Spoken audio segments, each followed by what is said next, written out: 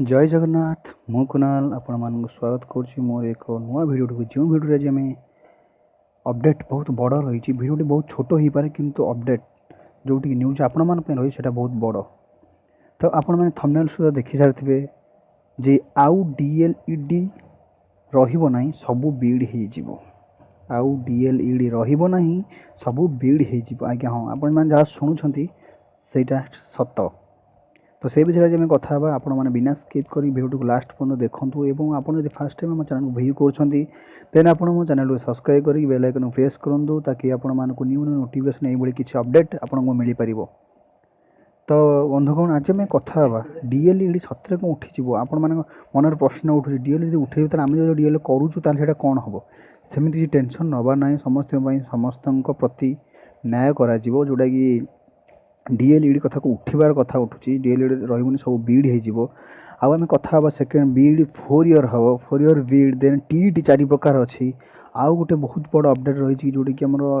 Teacher मानकर जो थिला ट्रांसफर सेटा को प्राय बंद कर दिया ये किसी अपडेट रही। तो आपण ये सब अपडेट मुझे देवी यही वीडियो माध्यम वीडियो बहुत छोट हो पारे कि आपण मैंने बिना स्किप कर वीडियो लास्ट पर्यटन देखूँ आपण मान सांग मान वीडियो नहीं पहुँचातु। तो स्टार्ट करवा डीएलईडी बीडी कथा।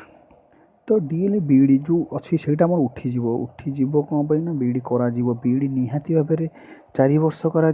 एनी। तो आप जानते इंटीग्रेटेड बीडी जो मैंने +2 पर ग्रेजुएशन कर ग्रेजुएशन सहित मिसिकी इंटीग्रेटेड बीडी जो 4 ईयर अच्छी +3 सहित 3 वर्ष आउ गोटे वर्ष एक्सट्रा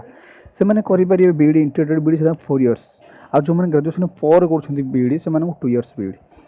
तो सेटा 4 ईयर बीडी एबे हेजिवो देन 4 ईयर बीडी पर रिक्रुटमेंट हमर जो बाहर देन रिक्रुटमेंट टिके कमी जिवो। तो ए वर्ष रिक्रुटमेंट बहुत कमीबार आसुची कमीबो माने रिक्रुटमेंट पोस्ट वैकेंसी बहुत कम बाहरिवो देन डीएलई उठिजिवो आ एटा उठिबो एबे उठिबोनी एटा 2030 सुधा। तो सेटा माने उठिजो मतलब उठिबोनी जो माने करूछंती से माने उठिबेनी जो माने कोर्स करिथिबे से माने उठिबोनी हमर कोर्सटा 2030 उठिजिवो माने 2030 सुधा से कोर्स आउ लागू हेब ना तापर बीड करेंगे जे समस्ते बीड करेंगे ग्रेजुएशन पर समस्त बीड करेंगे कारण बीडटा थोड़ा बाध्यतामूलक बीडटा 4 ईयर्स रही। तो यहाँ बहुत बड़ अपडेट थिला जोटा कि आमर देन सेकेंड अपडेट थिला यह जे आमर कौन ना 4 प्रकार बीड 4 ईयर है सहित टीआरटी 4 प्रकार हम कारण जेहेतु आम फास्ट सेकेंड थर्ड क्लास यहाँ जो आम रोला पेपर 1 रे माने कौन आमर जो रोला ओटीटी क्वालिफाई करके पेपर 1 टा रोला आमर सेटा से पेपर 1 से 1 2 3 एटा अंगनवाड़ी चली then 3rd 4th 5th 6th 4th 5th 6th रहिबो primary then 6th 7th 8th रहिबो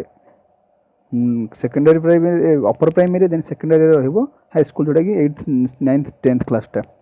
तो टीआरटी से 4 टाइप टीआरटी करा आपण मैंने प्रिपारेसन भल से करूँ कारण केतबे राजेश केतबे कौटा चेंज करमती आपण मानकर एटा बहुत टेंशन अच्छे। हाँ थंबनेल देखिए आप जानते बहुत टेंशन कथा जे हाँ किसी सेमती भी टेंशन एत टेंशन हबार भी किसी ना कि पाठ पढ़ा निहाती दरकार दिन भल प्रिपारेसन हवा दरकार। तो आपण मानक रिक्वायरमेंट विषय कह दूसरी रिक्रुटमेंटा बहुत कम पोस्ट बाहर ए वर्ष पर। तो ओटीटी की नहीं तो आप जानते ए वर्षर कंट्रोवर्सी कथा नहीं कि तो आप जब चाहूँगी डीएलईडी उठा प्रसंग कि माने केबे उठिबो कि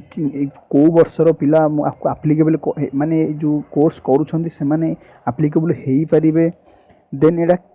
कौ पिला आउ करिवे नाही कौ ईयर एटा करिवे कौ ईयर नोटिफिकेशन आसीबो कारण आपण मानक जदि एमिति किछि डाउट अछि ताले निश्चित भाबरे मु कमेंट करि जणातु ए वीडियो माध्यम रे आमे निश्चित से विषय किछि नुआ वीडियो प्रस्तुत करिवो।